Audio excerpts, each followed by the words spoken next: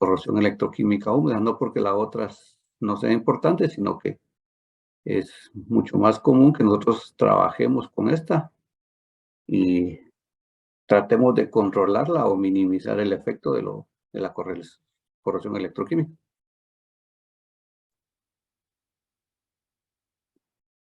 ¿Por qué se produce entonces la corrosión? Pues este es un fenómeno electroquímico provocado por un flujo masivo generado de las diferencias químicas entre las piezas implicadas.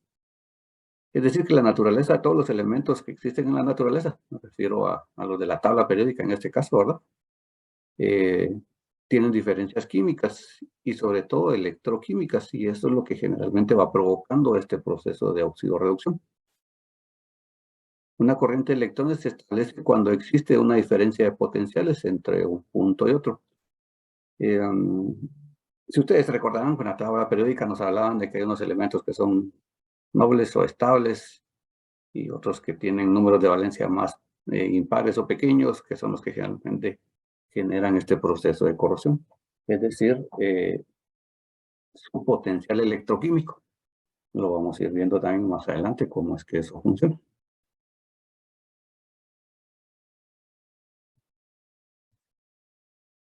Cuando de una especie química se ceden y migran electrones hacia otra especie, se dice que la especie que los emite se comporta como un ánodo y se verifica en este caso la oxidación, ya que aquel que lo recibe se comporta como un cátodo y se verifica la reducción. Creo que para todos, o si no es que la mayoría, hemos escuchado esta palabra de ánodo y cátodo.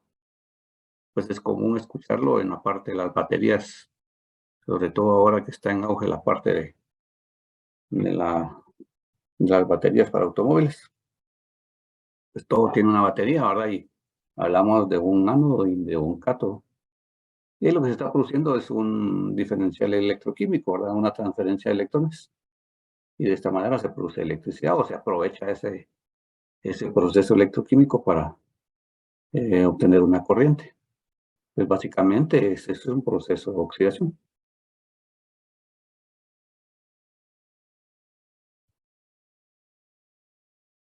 Y bueno, la oxidación directa o corrosión seca, ¿verdad? O corrosión química consiste en la oxidación de metales a alta temperatura en atmósferas gaseosas, formándose una película sólida producto de reacción sobre una superficie metálica. Este es un proceso muy común en las acereras. No sé si alguna vez han tenido la posibilidad de visitar una acerera o han visto algún video de cuando los lingotes van saliendo a temperaturas elevadas, generalmente se forma una cascarita o una capa en la superficie. Pues básicamente este sería un proceso de oxidación en este tipo de metales.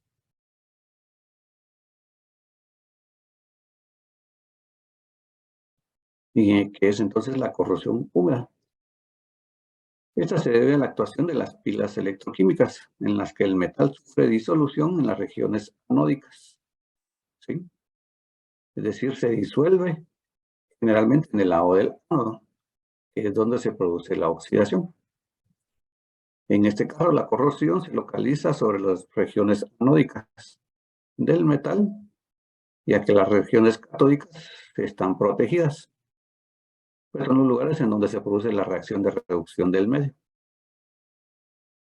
Vamos a hacer unos ejercicios eh, de esta configuración química para poder entender cuándo se reduce y cuándo se oxida un elemento. Básicamente la corrosión entonces es el producto de ese proceso. Y lo podemos entender más fácilmente cuando nosotros vemos los metales, sobre todo el acero, ¿verdad? Que la corrosión es esa parte color marrón que nosotros vemos en la superficie. Por la morfología del ataque, ¿verdad? Es decir, por la forma en la cual se produce ese ataque, se puede clasificar corrosión en diferentes formas. Corrosión uniforme, homogénea o generalizada, este ataque a la superficie por igual y se pierde de igual manera material en toda la superficie. Probablemente ya todos hemos visto este efecto, ¿verdad? Donde básicamente la oxidación o la corrosión se presenta sobre toda la superficie de los elementos y se va perdiendo material de esa manera. Esto es bastante común y los techos de las instalaciones o naves industriales también tienen este mismo efecto, ¿verdad? En la mayoría de los casos se ven techos de esta forma. Supongo que todos lo hemos visto, hemos tenido la posibilidad de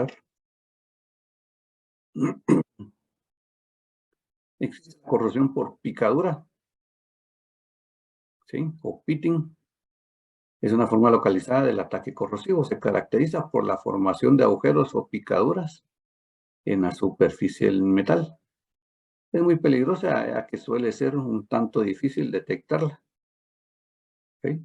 Pues aquí vemos un par de ejemplos de una tubería en la parte exterior y en el interior de una tubería de paso de agua. No sé si alguien ha tenido la posibilidad de ver algo como esto.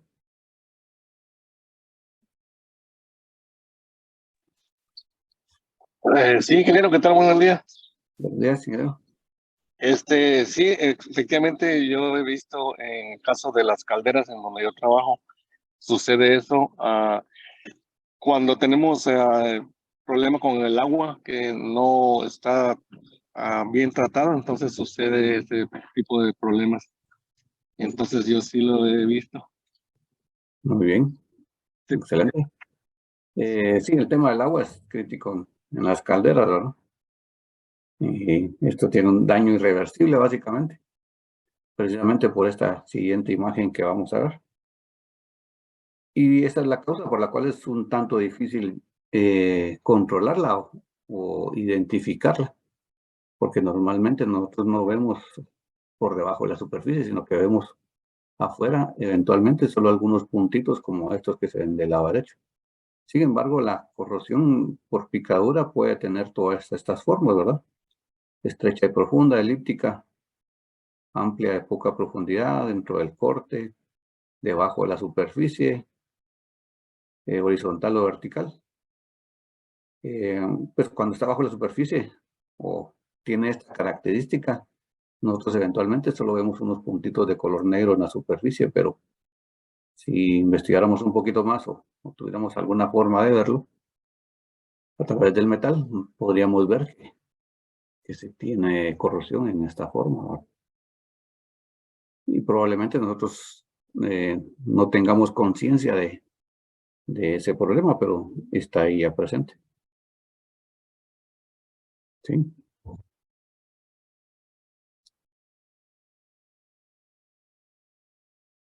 Y probablemente algunas veces no, o en el principio seguramente no lo podamos detectar a simple vista, ¿no? Si tuviéramos algún microscopio, probablemente lo veríamos.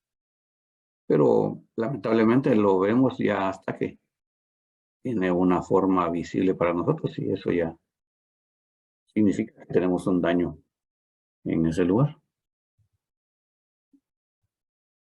Y la corrosión galvánica, quizás es la más sencilla de identificar. Se da cuando dos o más metales diferentes se ponen en contacto eléctrico en el mismo electrolito.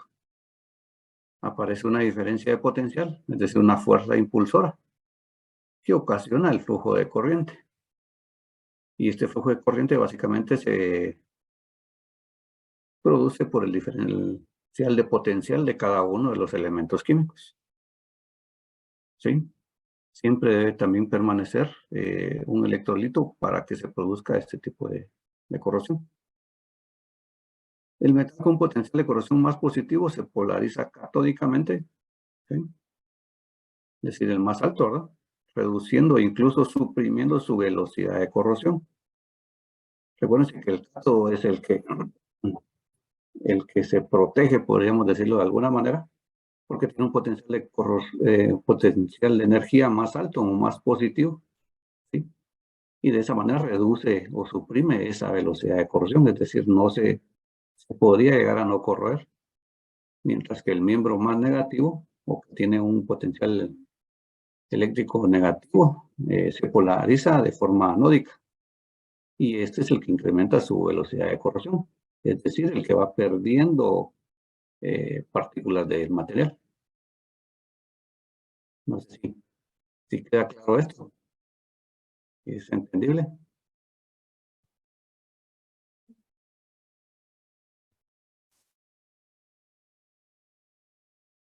Probablemente por tantos conceptos químicos que ya no recordamos mucho, sea un poco más difícil entenderlo, pero lo vamos a ver con algunos ejemplos y va a quedar totalmente claro y entendido, me imagino.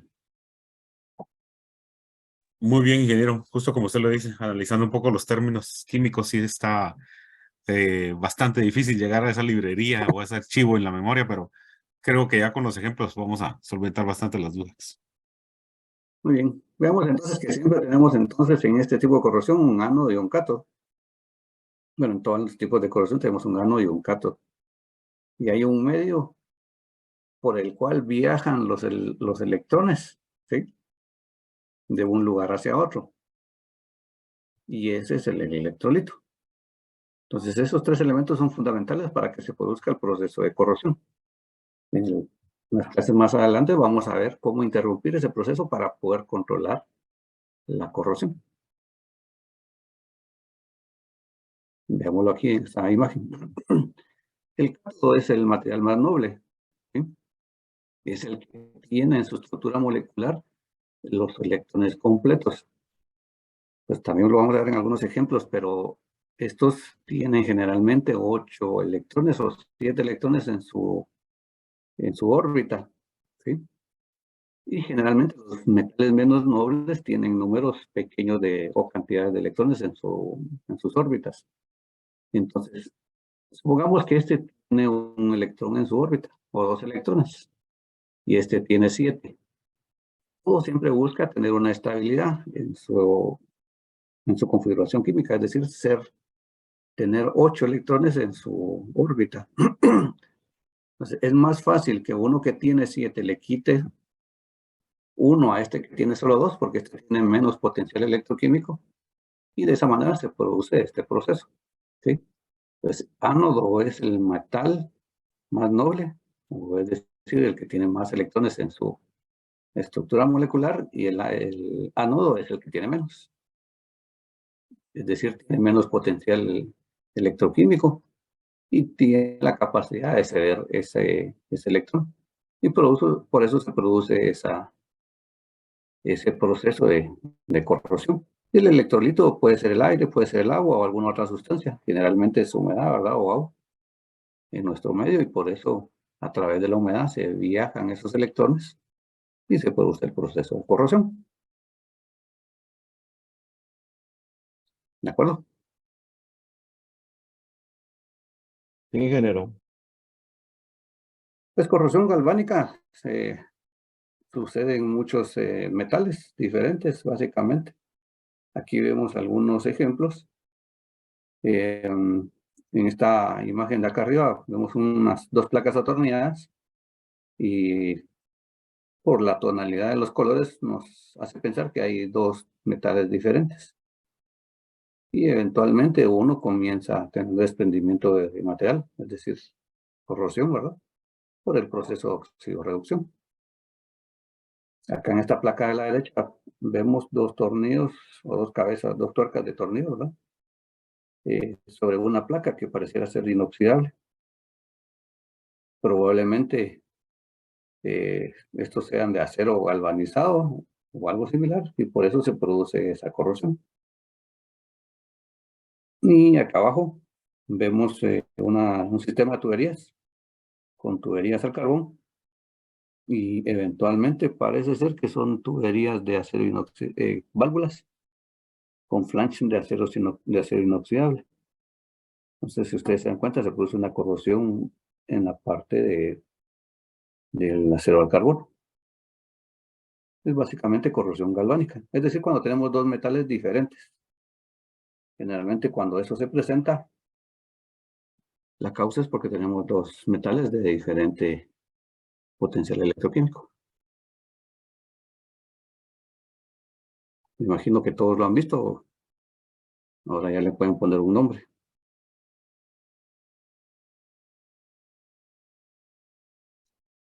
Corrosión por radiación diferencial. Pues esta tiene lugar cuando una pieza metálica se encuentra sometido a una diferencia de concentración de oxígeno.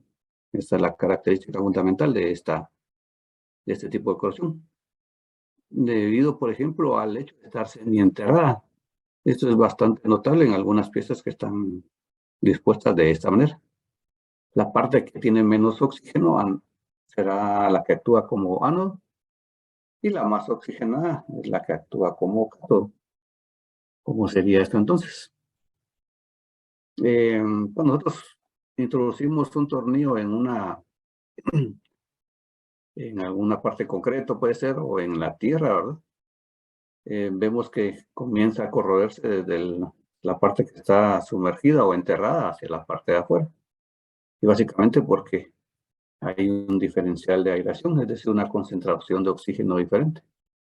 Entonces, en este caso, la parte de afuera tiende a oxidarse menos porque es el cátodo, y la parte que está enterrada se convierte en el ánodo, y esa es la que comienza a presentar corrosión. Sucede mucho también en las tuberías que están enterradas. Eventualmente, eso también puede presentarse por el tipo de suelo. Algunos suelos que tienen más concentración de las moléculas de oxígeno gaseoso, ¿verdad? Pueden producir corrosión. Por ejemplo, cuando la arena está bien compactada o la tierra está bien compactada, hay mucho menos espacio para partículas de oxígeno, ¿sí? Y cuando las personas que hacen estos sistemas escarban y luego rellenan, pues ya hay partículas de oxígeno ahí en esa parte. Entonces, generalmente ahí se produce un proceso de corrosión o de óxido-reducción. Por ejemplo, en este caso, ¿verdad? Que hay una tubería que está enterrada, pero el terreno es diferente. Entonces, esta porción que es arcillosa, por ejemplo, pobre en oxígeno, va a tender a presentar corrosión. ¿Sí? Esta sección de aquí básicamente funcionará como el ánodo, y el resto de tubería donde sí hay presencia de oxígeno, o un poco más oxígeno que en esta sección, va a funcionar como cátodo, ¿sí? Y de esa manera se va a producir la corrosión. No sé si me voy a entender con esta parte. Sí, ingeniero. ¿Sí? Es decir, que no necesariamente tiene que estar totalmente sumergida y una parte no sumergida en algún material. Puede producirse por los diferentes tipos de ¿cómo se llama? Sustrato, no sé. Estratificación de la Tierra. Es decir, la Tierra tiene diferentes componentes, ¿verdad? Algunos pueden estar más ricos en oxígeno y otros no. Y eso produciría fácilmente un proceso de corrosión. Y nosotros sin saberlo, ¿verdad? Nosotros escarbamos, enterramos algo, pero no sabemos a ciencia cierta qué tipo de tierra tenemos ahí involucrada. Y con un poco de ignorancia, diría yo, cometemos estos errores. Ahora díganme ustedes, ¿qué creen que pasa con la tubería de agua, de distribución de agua de nuestras ciudades o de nuestras ubicaciones, condominios, colonias?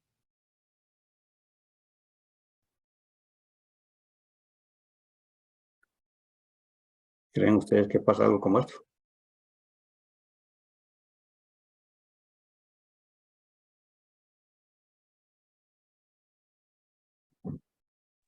Yo creo que sí, Inge, se va deteriorando.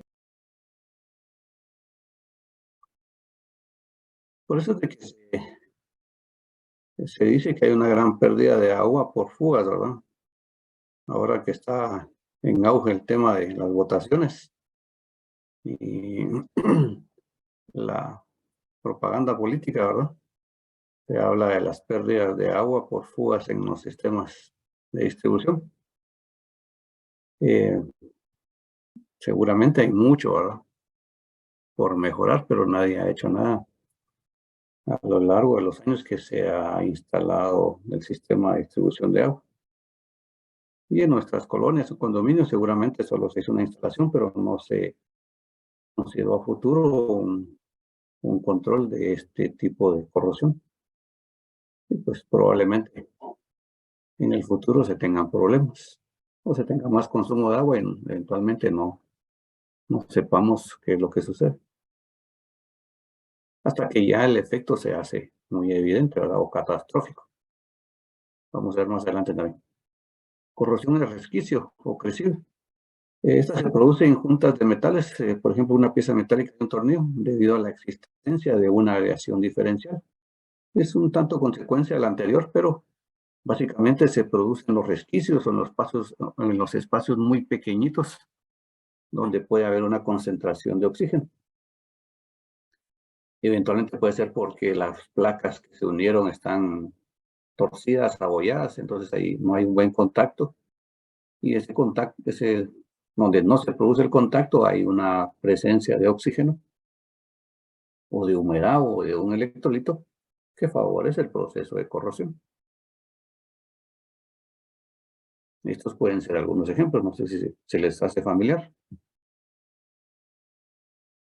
Pues aquí eventualmente inicia, ¿verdad?, la corrosión, porque dentro de la fundición y la pata de la base de esta, pues probablemente no quedó totalmente plano o en contacto, entonces poco a poco la humedad se va filtrando a través de esa placa y comienza el proceso de corrosión.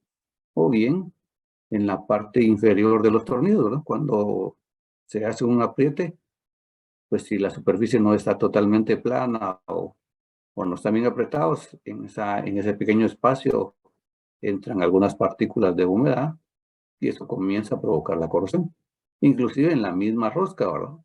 En el espacio de la rosca se puede ir filtrando humedad o agua si están bajo la intemperie. Y eso provoca el inicio de la corrosión. Lo mismo se presenta en este flange, no sé si lo logran ver. ¿Se les hace esto conocido? Sí, Es común encontrarse esta parte, sobre todo esta parte de la izquierda, ¿verdad? La parte superior.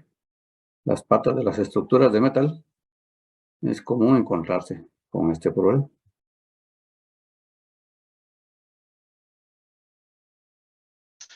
Ingeniero, disculpe una pregunta con la corrosión de resquicio, la que estábamos viendo, cabal ahí. Pues lo que usted ha mencionado es que producto del oxígeno es que se generan ese tipo de corrosiones. Mas, sin embargo, si ponemos el ejemplo de esas tuercas y el tornillo de color azul que tiene ahí abajito, eh, regularmente ahí se tendría que aplicar alguna pintura para evitar el oxígeno y evitar que se siga corriendo, o ahí definitivamente habría que cambiar la pieza. Se puede colocar algún material que interrumpa ese proceso. Recuerden que les comentaba que siempre hay un electrolito, ¿verdad? En este caso Ujú, es el ujú, agua o la humedad. ujú, Nosotros tenemos que interrumpir este proceso para evitar que se produzca ese intercambio de electrones. En el ujú. caso de una rosca, por ejemplo, ¿verdad? Nosotros si colocamos teflón, por ejemplo, en el interior puede ser teflón líquido, ya evitamos el contacto de metal con metal. Si son de No. diferente potencial electroquímico, tiende mucho a corroerse, pero si son de un mismo grado de acero, por ejemplo, difícilmente se va a producir ese proceso. Muchas gracias, ingeniero, muy amable. Ingeniero, ¿Sí? en mi caso, precisamente en el área ahí de la lavandería, es bastante húmedo el ambiente. Tengo una columna precisamente que básicamente está pasando lo mismo como la imagen que estamos viendo de la Gracias. pata esta de la columna. Y tenemos otras columnas donde el material es galvanizado. Eso hace la diferencia. No sucede lo mismo y es precisamente por el material diferente uno del otro. Ujú, así es. Y es precisamente por el diferencial electroquímico que se tiene. Cada metal tiene su potencial. Y eso provoca que se produzca ese proceso de corrosión.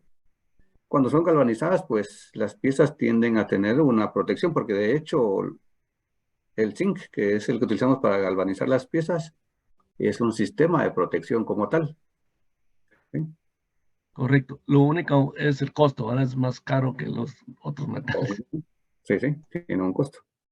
Así es, tiene razón. Gracias, ingeniero. Bueno, muy bien.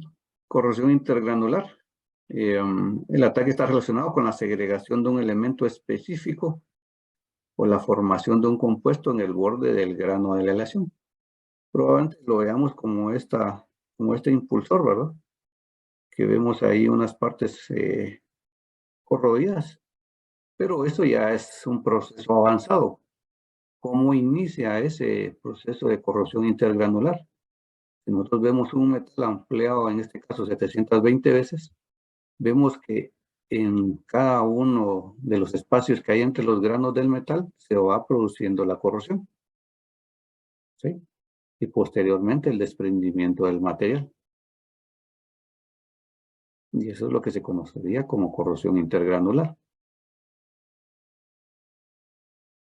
Eso tiene muchas causas, ¿verdad? Depende del tipo de material que estemos trabajando.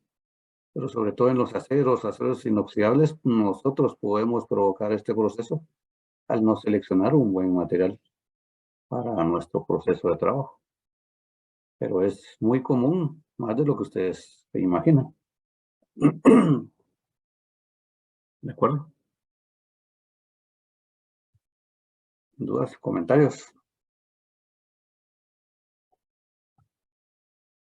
Ingeniero, entonces en este metal, si estamos hablando de acero inoxidable, ¿también puede suceder o no es lo mismo? También suele suceder. De Me hecho, vamos imagino a... que sucede, pero dilata un poco más el tiempo. Sí, depende el tipo de aleación que nosotros tengamos. Algunos aceros inoxidables son menos inoxidables, digamos, que otros. ¿Sí? Entiendo, sí es cierto. Ok, De hecho, gracias. el que sea inoxidable es un proceso redox o de oxidorreducción. Lo vamos a ver también un poquito más adelante, porque tiene ese comportamiento. No solamente el acero tiene esa particularidad, algunos otros metales también las tienen. Pero el que nosotros más conocemos es el inoxidable. Y lo que les comentaba, que algunas veces nosotros por nuestro desconocimiento tendemos a provocar este tipo de corrosión, sobre todo en los inoxidables, porque nosotros no tenemos a ciencia cierta definido cuál es la composición de los metales, ¿sí? Entonces, en el caso de los aceros inoxidables, algunos tienen más componentes de un tipo que otro, y eso provoca que se produzca una concentración de carbones y se produce una corrosión intergranular. Sobre todo cuando tenemos procesos de soldadura. Cuando nosotros soldamos un metal, un acero inoxidable, nosotros podemos provocar este problema. Ingeniero, un comentario. Precisamente en donde trabajo ahí, la lavandería industrial, al principio, me imagino cuando se instaló, hicieron las instalaciones de agua para las máquinas, hay una tubería que se empezó a instalar que es de cobre, y luego se terminó agregando más máquinas después, y la tubería que se instaló fue de acero inoxidable.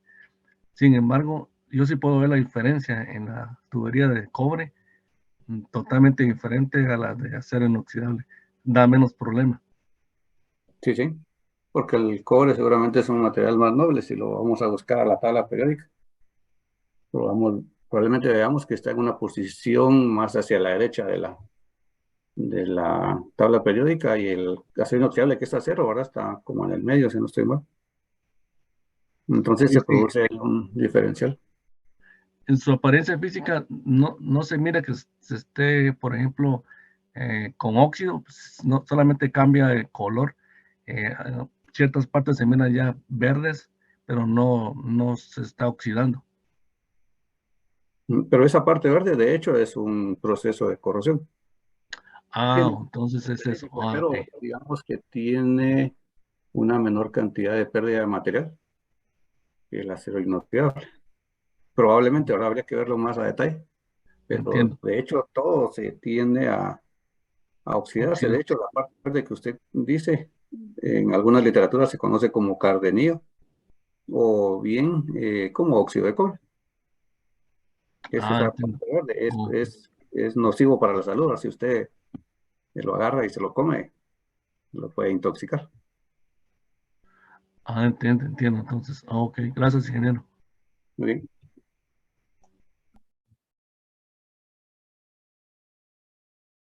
Corrosión selectiva o desaliente es la eliminación preferencial de un elemento de una aleación sólida. Sí, ejemplo de la dezincificación de los latones. Consiste en la eliminación selectiva del zinc que está aliado en un componente de cobre. Esto se presenta de una forma porosa. Por ejemplo, el cobre tiene dentro de su estructura, dentro de su aleación, digamos, componentes de zinc. Depende de la aleación que tengan, ¿verdad? Pero eventualmente se puede producir una como porosidad o una superficie porosa. Y es porque en algunas secciones se produce esa corrosión selectiva. Probablemente si no hay una buena homogeneización de la aleación, algunas partes tengan una mayor concentración de esos elementos y se produce una corrosión similar a la que se ve en esta imagen. En el caso de lo que dice el compañero, probablemente es una tubería bastante buena, ¿verdad? Y no se produce este proceso, pero sí se produce una corrosión general en la tubería. Y es lo que usted seguramente ve como de color verde.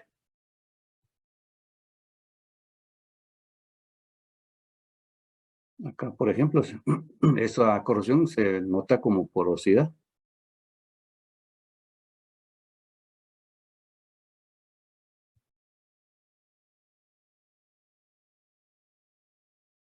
Sí, es como esponjosa. Pues no hay una pérdida total del material, pero sí se nota una porosidad en los metales. En este caso del níquel. Y aquí en la figura del medio se ve más o menos cómo es el proceso de la corrosión, de las partículas de la corrosión.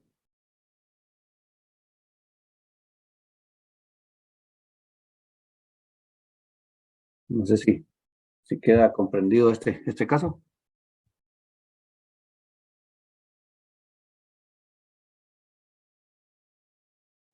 Ingeniero, perdone una pregunta. En el caso de nosotros, me imagino que sí afecta ciertas condiciones en que está ubicada la tubería. Nosotros utilizamos tubería de alta temperatura y agua suavizada y agua no suavizada.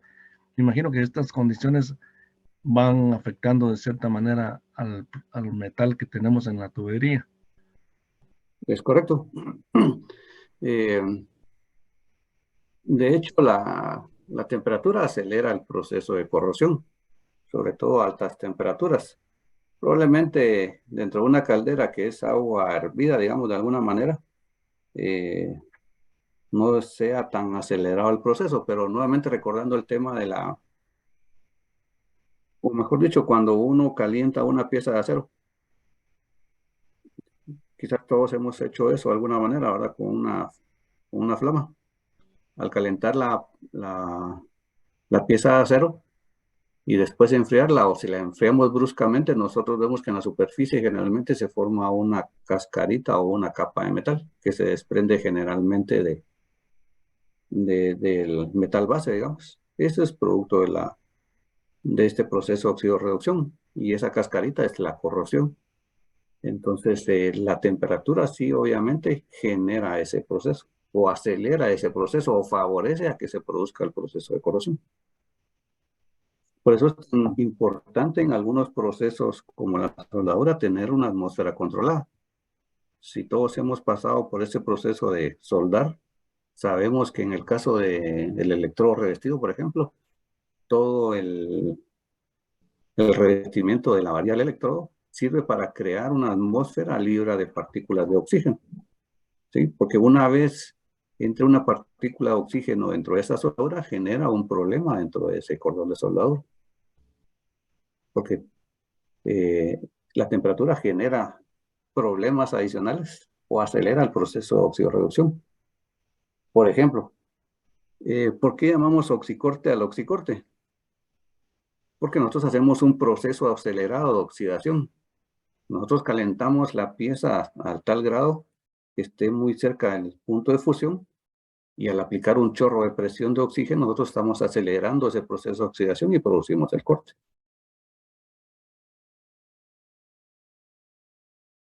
¿Sí? No sé si me voy a entender con esto.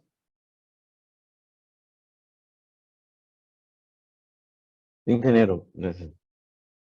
Ok, de acuerdo. Ingeniero, tal vez por eso, digamos, las tuberías de Guatemala anteriormente en el de agua iban enterradas, eran de cobre. ¿Entiende? Porque supuestamente a veces tiene mejor reacción a las condiciones de la tierra que una tubería galvanizada. Antes que se usara ya después ya tuberías de PVC y toda esa cuestión. Sí, sí, es correcto. Ujú. El cobre es más estable, ¿verdad? Por eso es que es mejor en algunos procesos de distribución de agua. En otras ciudades se usa. Nosotros no sé si lo seguimos utilizando o ya todo es PVC, no sé, desconozco ese campo, pero el PVC tiene sus limitaciones también, ¿verdad? Es más propenso a ser quebrado por alguna fuerza externa.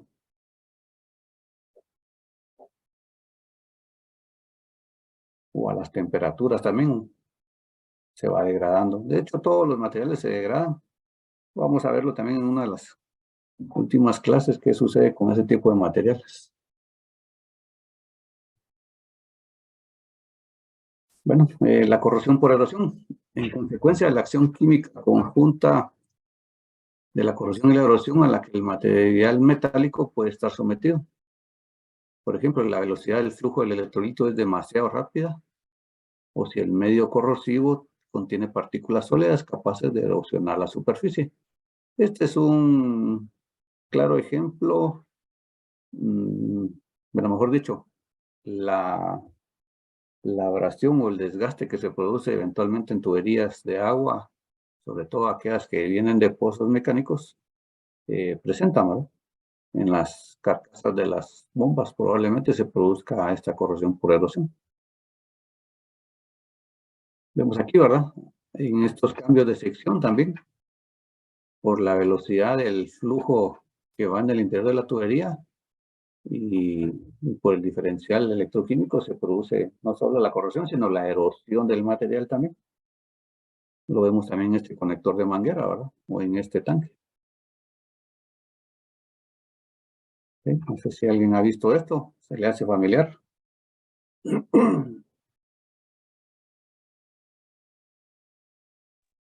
Sí, ingeniero, en los transportes neumáticos, cuando en los codos la sal, o más que todo, pero más la sal, cuando pasa golpeándose en las esquinas de los codos, de acero inoxidable se los va comiendo en el tiempo, pero bastante más rápido que otro material. Sí, sí, es cierto. Ujú. Yo recuerdo ahora cada vez que veo este codo que en un proceso que yo estaba trabajando pasaba o fluía ácido sulfúrico de un proceso anterior. Se generaba ácido sulfúrico y pasaba por un codo similar a este. Y el codo quedaba como que fuera un codo hecho de papel. Una película bien delgada, la pared del codo quedaba bien delgadita. Y cabal, como está este codo se ponía. Y de hecho tenía un flange como este que también se corroía en la entrada. Así, de esta misma manera. Estas fotos son aleatorias encontradas en internet, pero ahora que recuerdo sí tenía ese proceso. El material pues ayuda también a que se produzca ese proceso de corrosión, ¿verdad? No es lo mismo un ácido de algún tipo, ¿verdad? A conducir agua, ¿verdad? El agua es bastante más estable y no produce o produce menos problemas que un ácido concentrado.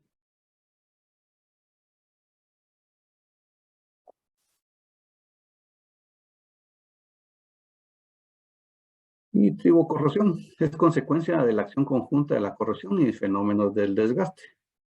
Por fricción generalmente, ¿verdad? O por un contacto no homogéneo. Esta forma de corrosión se produce también en los implantes metálicos en el cuerpo humano, en las prótesis o en los dientes, ¿verdad? Se puede producir este tipo de corrosión. Por ejemplo, en estas juntas, seguramente todos, si ustedes trabajan en el área industrial, han visto este tipo de corrosión. Algunas piezas que no tienen buen contacto y eventualmente van sumergidas en lubricante, presentan este tipo de problemas. Tienen corrosión en algunas partes, no en todo el contorno, digamos. No sé si a alguien le ha pasado.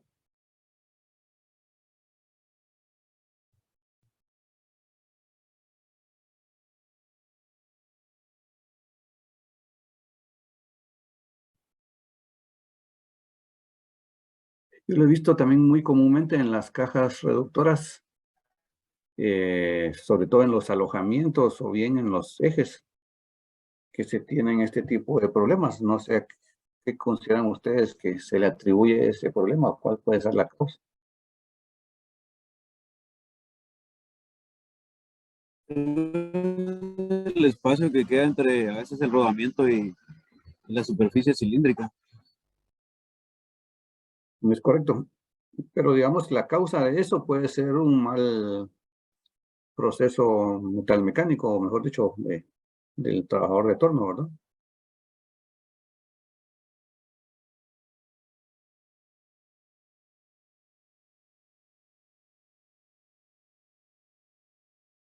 No sé si a alguno se le hace familiar el término acabado de espejo, que eventualmente los torneros trabajan.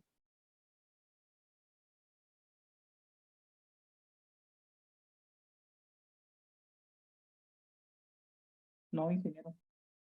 ¿No? Vean, pues, por ejemplo, en los rodamientos, esto me imagino que sí, muchos lo saben. Si ustedes se van a las tablas de los fabricantes, depende el tipo de obstrucción que ustedes quieran tener en el rodamiento, así es el nivel de precisión que ustedes necesitan darle a una pieza. Sí, es decir, la holgura que queda entre el alojamiento y el rodamiento. O en el eje, en el diámetro interior, en el anillo interior del rodamiento, ¿verdad? Debe haber una especificación de las medidas. Los torneros a veces le dan 1/10, 2/10, pero hay tablas para eso, ¿verdad? Entonces, si no dejan un buen apriete, probablemente se queden espacios como este. Y otra cosa es de que los tornos eventualmente, sobre todo en industrias ya bastante antiguas, se preocupan un poco menos por la calidad de su torno. Pues todas las piezas van sufriendo desgaste, obviamente, por el trabajo, y es común encontrar en los rieles donde se mueve el carrito de la portaherramientas, ya tienen un desgaste y cierta vibración. A veces es imperceptible, ¿verdad? Pero ya hay un desgaste y eso genera algunos problemas como estos, ¿verdad? También eventualmente se puede producir por nuestra presión de querer entregar un trabajo mucho más rápido de lo que se debería. Cuando se produce un corte muy grande y una velocidad de avance, pues la pieza puede quedar rayada. Y es ahí donde yo les comentaba el tema del acabado tipo espejo. Si ustedes buscaran un poquito más de información, hay algunas literaturas donde nos dice el nivel de rugosidad de la superficie de una pieza. ¿Sí? Y el acabado espejo es básicamente que su nivel de rugosidad es bastante pequeñito. Y esto lo vamos a lograr obviamente con un avance muy lento y una profundidad de corte muy pequeñita. ¿Sí? Entonces logramos obtener una superficie bastante pulida, ahora casi como que se ve como que fuera un acero inoxidable. Este tipo de acabados favorece o evita que se produzcan este tipo de corrosión, porque hay un contacto bastante bueno entre las dos piezas, ya sea dentro de un alojamiento y una pista externa de un rodamiento o en este eje, por ejemplo, y en el anillo interior. Por ejemplo, esta aquí del lado derecho se ve que el acabado no fue el óptimo. Si ustedes se dan cuenta, los signos de corrosión se ven en forma circular. Pareciera ser o que se metió algo ahí abrasivo o que el acabado que le dejaron a la pieza fue demasiado rugoso.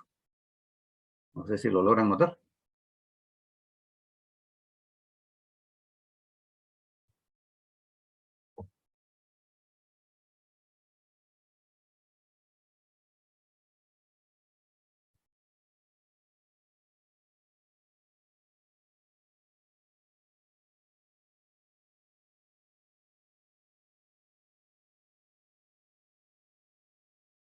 Espero que sí. Sí, sí, ingeniero. Pues acá abajo es la parte de una prótesis femoral, dice, ¿verdad? Y aquí hay una deformación, ¿verdad? Por el propio movimiento. Eso entraría dentro de esta categoría de tribocorrosión, un desgaste que se produce también por ausencia de lubricante. En este caso, ¿verdad? En la parte de abajo.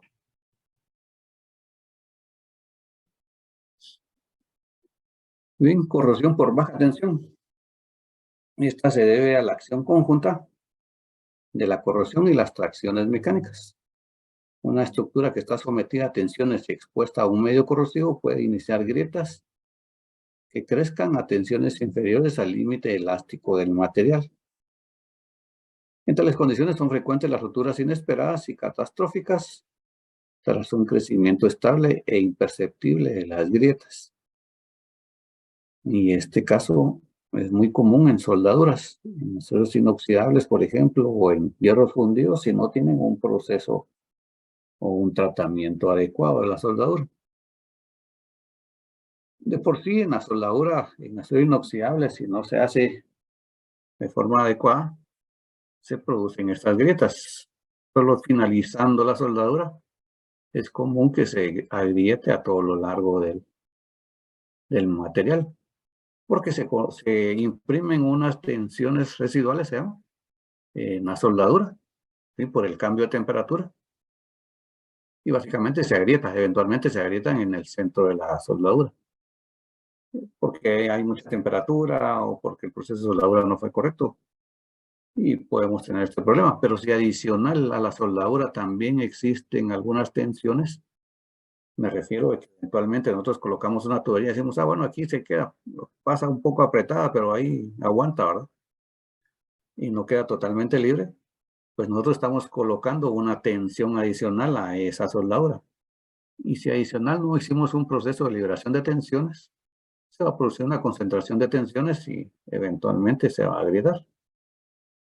O eventualmente también puede ser producido por el mismo fluido del material, sobre todo si tiene golpes de ariete, por ejemplo. Esas tensiones o golpes que se generan van generando una tensión. Y aunado a la corrosión se producen estas fisuras. No sé si alguien ha visto algo de esto, o se le ha presentado un caso similar y no sabía cuáles eran las causas.